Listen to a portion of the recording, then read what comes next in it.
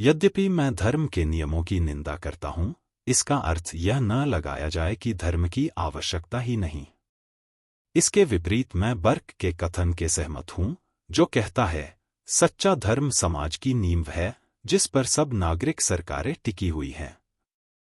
परिणामतः जब मैं यह अनुरोध करता हूं कि जीवन के ऐसे पुराने नियम समाप्त कर दिए जाएं, जब मैं यह देखने का उत्सुक हूं कि इसका स्थान धर्म के सिद्धांत ले लें, तभी हम दावा कर सकते हैं कि यही सच्चा धर्म है।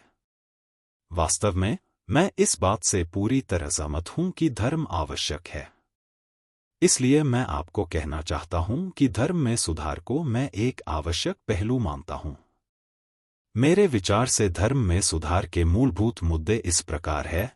हिंदू धर्म की केवल एक ही मानक पुस्तक होनी चाहिए, जिसे सारे के सारे हिंदू स्वीकार करें और मान्यता दें। इससे वस्तुतः मेरा तात्पर्य यह है कि वेदों, शास्त्रों और पुराणों को पवित्र और अधिकृत ग्रंथ मानने पर रोक लगे तथा इन ग्रंथों में निहित धार्मिक या सामाजिक मत का प्रवचन करने पर सजा का प्रावधान हो। 2. अच्छा होगा यदि हिंदुओं में पुरोहिताई समाप्त की जाए। चूंकि ऐसा होना असंभव है, इसलिए पुरोहिताई पुश्तैनी नहीं होनी चाहिए। प्रत्येक व्यक्ति जो अपने को हिंदू मानता है, उसे राज्य के द्वारा परीक्षा पास कर सनद प्राप्त कर लेने पर पुजारी बनने का अधिकार होना चाहिए। 3. बिना सनद के धर्मानुष्ठान करने को कानूनन वैध नहीं माना जाना चाहिए।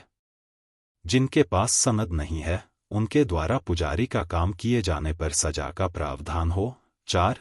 पुजारी एक सरकारी नौकर होना चाहिए, जिसके ऊपर नैतिकता, आस्था तथा पूजा के मामलों में अनुशासनात्मक कार्यवाही की जा सके। इसके अलावा उस पर नागरिक कानून भी लागू होने चाहिए। और 5. पुजारियों की संख्या को कानून द्वारा आवश्यकता के अनुरूप सीमित किया जाना चाहिए, जैसा कि ICS के पदों की संख्या के बारे में किया जाता है। कुछ लोगों के लिए यह सुझाव अति सुधारवादी लग सकता है, लेकिन इसे मैं क्रांतिकारी कदम नहीं मानता हूं।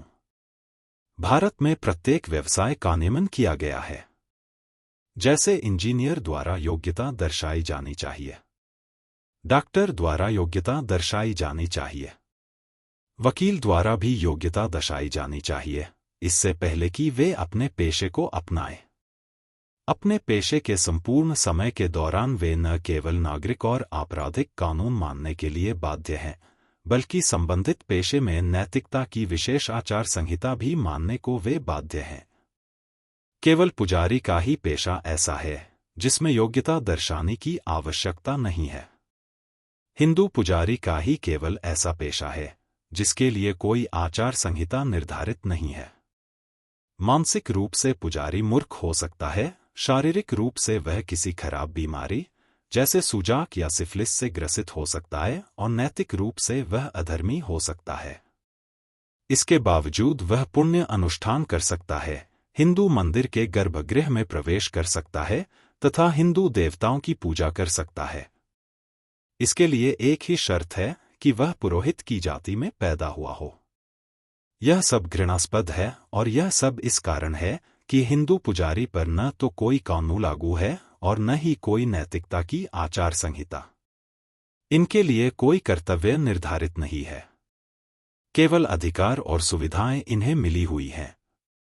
यह एक ऐसी बला है जिसे देवतागणों ने समाज के मानसिक तथा नैतिक पतन के लिए लाद दिया है। जैसा कि मैंने उससे पूर्व उल्लेख किया है, पुरोहित वर्ग को विधेयक द्वारा नियंत्रण में लिया जाना चाहिए।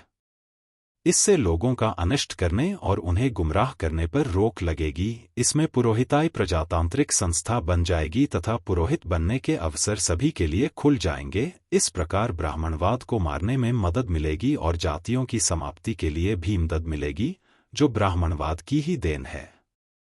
ब्राह्मणवाद ऐसा जहर है जिससे हिंदूवाद खराब हुआ है। ब्राह्मणवाद को मारने के बाद ही आप हिंदूवाद को बचाने में सफल हो पाएंगे। किसी भी ओर से इन सुधारों का विरोध नहीं होना चाहिए। आर्य समाजियों द्वारा भी इन सुझावों का स्वागत किया जाना चाहिए, क्योंकि ये उनके द्वारा अपनाए गए सिद्धांत गुण कर्म के अनुरूप है।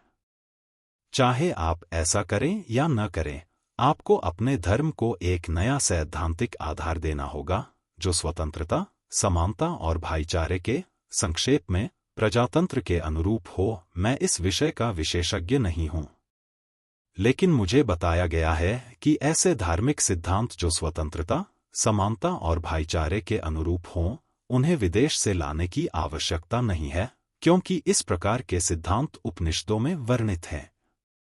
आप चाहें तो पूरा ढांचा बदले बिना कच्ची धातु की यथेष्ट कटाई छटाई करके यह किया जा सकता है, जो मेरे कथन से अधिक है।